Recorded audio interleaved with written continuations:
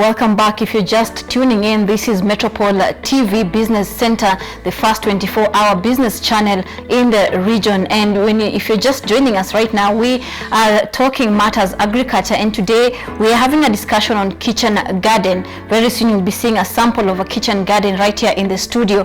And right now I'm joined by Njeri Waweru. She's an agri-nutritionist, an expert in matters kitchen gardening. We'll be talking so much more about the kitchen garden. Remembering the country, the government has just embarked on a 1 million kitchen garden that it hopes to have 1 million kitchen gardens by 2022 right here in the country.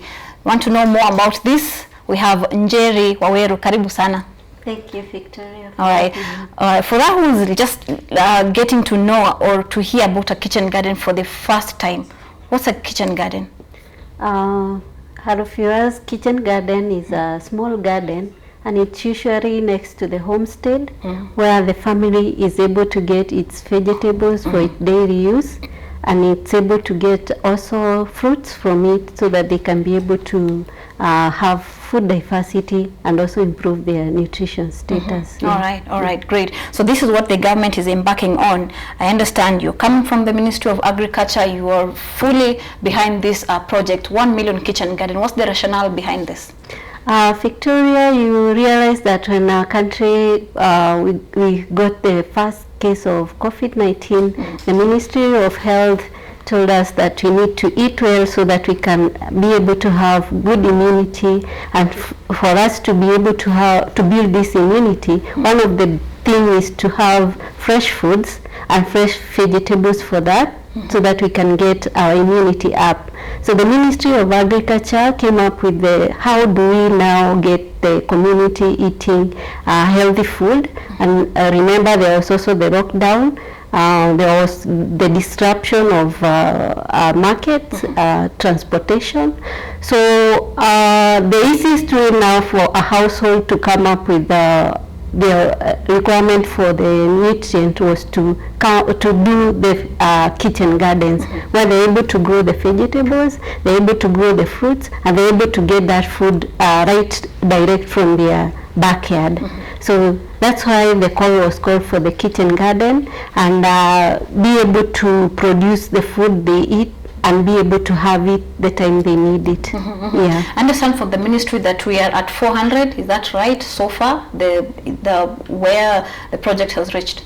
Yeah, so far we have around 400,000 kitchen gardens which are already set up. We have different partners, and also the households are also putting up, picked up the call and started their kitchen gardens, and they are organizing themselves so that they have those kitchen gardens. And someone could be thinking, so now I'm interested in a kitchen garden. What are the crops that can be grown? Can I grow sugarcane? You know, being a Luya, miwa?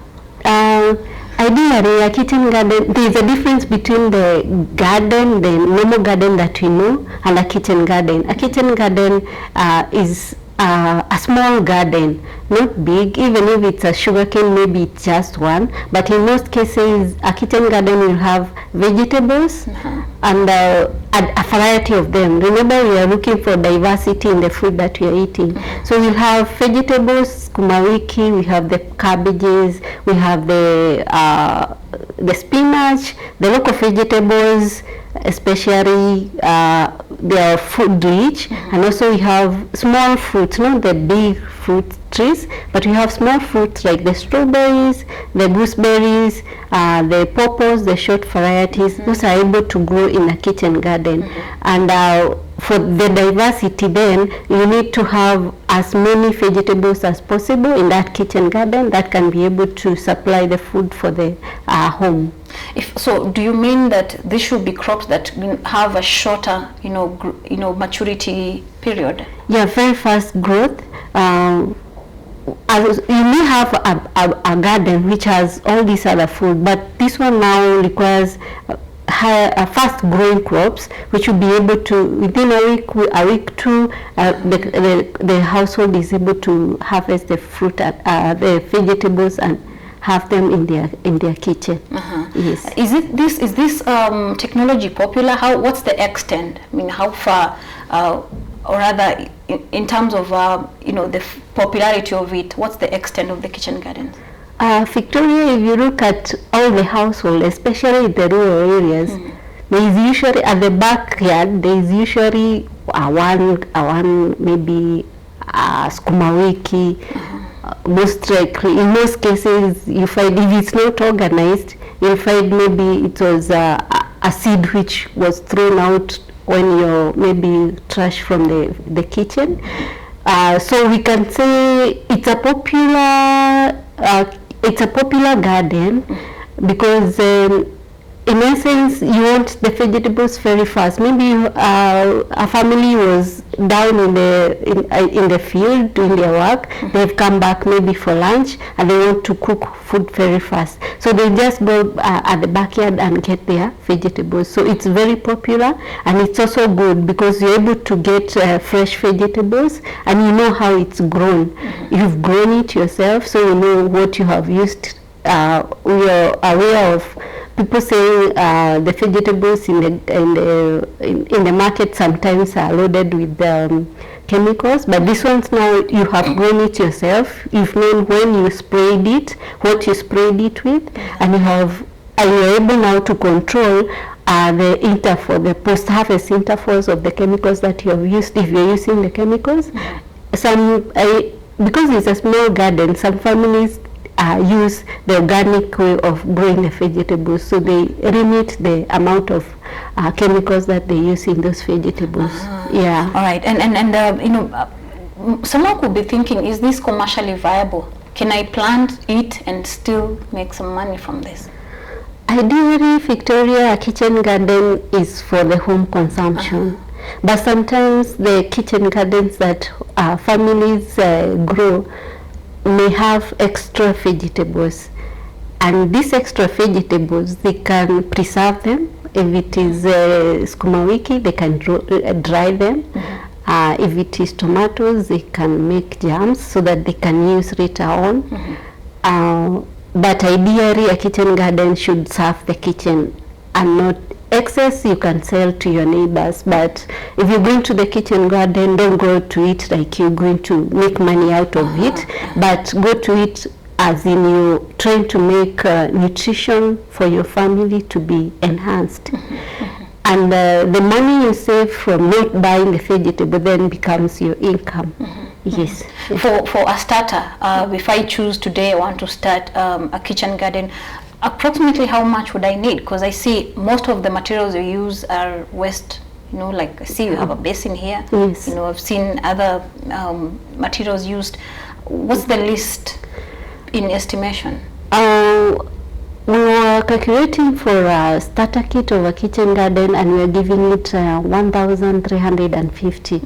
And with that, you're assuming that you have the soil and the manure in your compound. So what you may need to buy are the seeds, maybe some fertilizer, some gunny bag if you're doing the multi-story garden, but it might be even cheaper than that. If you're doing your own seedlings, your own seed, then that means you're not buying the seedling, you're just doing the seed beds and getting your seed. But with the 1,350 household with 5 family members are able to do a kitchen garden that can be able to sustain them. And then the other thing maybe we say for the kitchen garden, it's important that you grow the crops continuously. Like if you have skuma, as they are almost getting off the shamba, then you should be having others which are almost ready to start harvesting, so that throughout the year you have your vegetables and your family is sorted on that. Yes. Oh, great. And with the support from government, what are you offering to the farmers and this this community that want to start? What kind of support? Currently we have projects which are running in the country, and the different projects have different modules of operation, so they are supporting the communities at the household level. For example, we have CFAP. CFAP is able to give the starter kit to the families in where they are working in, but these ones are specifically for the households which are vulnerable. They are not able to get the 1350. So they are being supplied with the seed, 5 varieties, diversity. So 5 varieties of the vegetables, and with food we say there is also where it can be grown agroecologically, it's able to grow there, and also the preferences. Each family has different preferences, and so long as they're able to get the nutrient from there, then we encourage them to do that. So CFAP is doing that, and it's targeting around 200,000 farmers for that. Then we have the NARIG and KSAP. Those ones are grant-based, so the communities form the groups where they're working, and then they're able to get the grant. For CFAP, they're in 21 counties. They're not in all the counties, but for the NARIG and the KSAP, they're in the 45 counties. Where NARIG is, KSAP is not there, and where KSAP is, NARIG is not there. And of course, we have the technical capacity, we're building capacity of the communities. So that's also a support the ministry is giving to the communities so that they can grow their vegetables. And for those who want this support, how do they reach the ministry? For NARIG and KSAP, they have structures up to the ward level, so, and they have formed the groups there. They can be able to reach them there.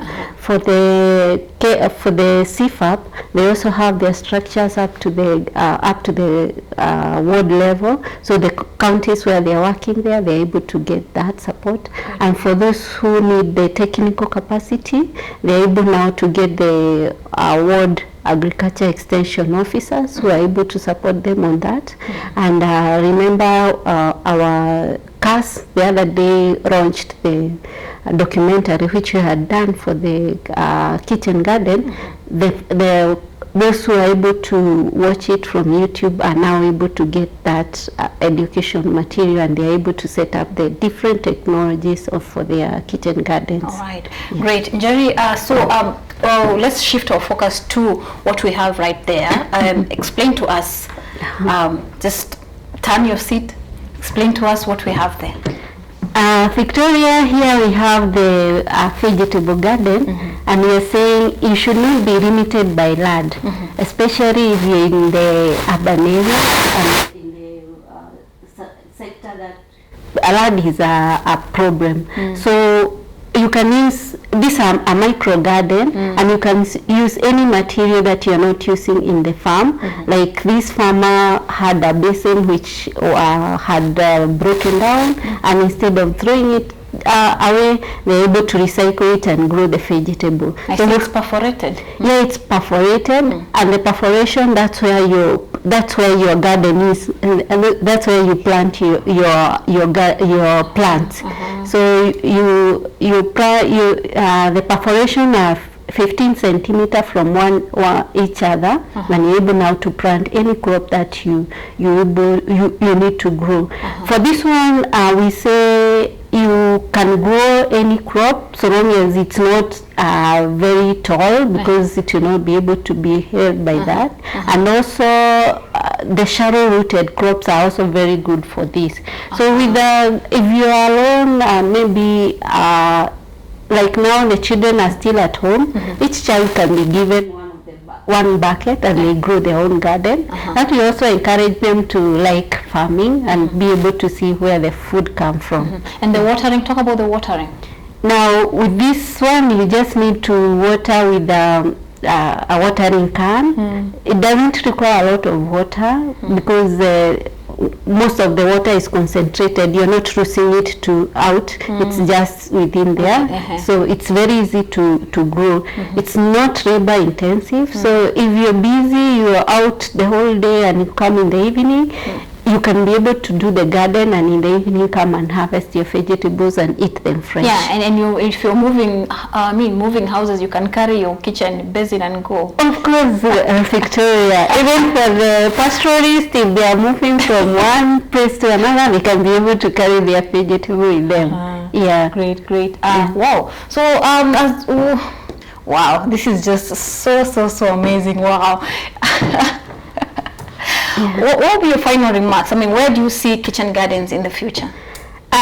Kitchen garden is here to stay, because first of all, you're able to know what you're growing, you know how you've grown it, what is in it, and you're able to give your family healthy food, which is safe.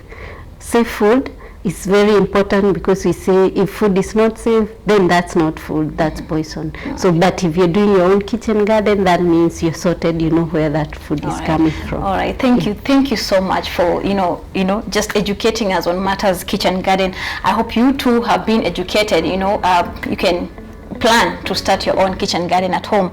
That's where we end this particular interview, but we are not done yet, because in the next few minutes we'll be talking about bamboo farming. We have a great guest lined up for you, and thank you so much, Njeri Waweru, for making time for us. We definitely would want you to come back even more to get us more knowledge on kitchen garden. Thank you so much. All right, we'll be taking a short break, and we'll be back with bamboo farming.